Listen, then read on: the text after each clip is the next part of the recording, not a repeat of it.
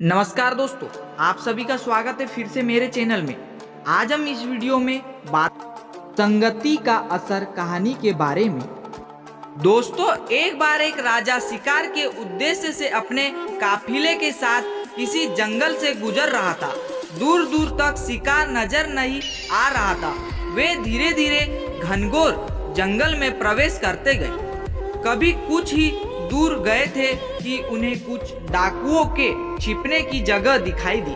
जैसे ही वे उसके पास पहुंचे कि पास के पेड़ पर बैठा तोता बोल पड़ा, पकड़ो पकड़ो, एक राजा आ रहा है। इसके पास बहुत सारा सामान है, लूटो लूटो, जल्दी आओ जल्दी आओ। तोते की आवाज सुनकर सभी डाकू राजा की ओर दौड़ पड़े। डाकुओं को अपनी ओर आते देखकर राजा और उसके सैनिक दौड़कर भाग खड़े हुए। भागते भागते कोसों दूर निकल गए। सामने एक बड़ा सा पेड़ दिखाई दिया। कुछ देर सुस्ताने के लिए उस पेड़ के पास चले गए। जैसे ही पेड़ के पास पहुँचे कि उस पेड़ पर बैठा तोता बोल पड़ा। तोते ने बोला, आओ राजन, हमारे साधु महात्मा की कुटी में आपका स्वागत है। अंदर आइए, पानी पीजिए और विश्राम कर लीजिए। तोते की इस बात को सुनकर राजा हैरत में पड़ गया और सोचने लगा कि एक ही जाति के दो प्राणियों का व्यवहार इतना अलग अलग कैसे हो सकता है।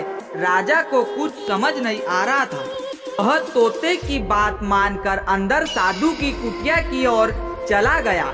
साधु महात्मा को प्रणाम कर उनके समीप बैठ गया और अपनी सारी कहानी सुनाई और फिर धीरे से पूछा, ऋषिवर, इन दोनों तोतों के व्यवहार में आखिर इतना अंतर क्यों है? साधु महात्मा बोले, धैर्य से सारी बातें सुनी और बोले, ये कुछ नहीं राजन, बस संगीत का असर है। डाकुओं के साथ रहकर तोता भी डाकुओं की तरह व्यवहार करने लगा है और उनकी ही भाषा बोलने लगा है। दोस्तों, अर्थात जो जिस वातावरण में रहता है वह वैसा ही बन जाता है। कहने का तात्पर्य यह है कि मूर्ख भी विद्वानों के साथ रहकर विद्वान बन जाता है और अगर विद्वान भी मूर्खों के संगत में रहता है तो उसके अंदर भी मूर्खता आ जाती है। इसीलिए हमें संगति सोच समझकर करनी चाहिए।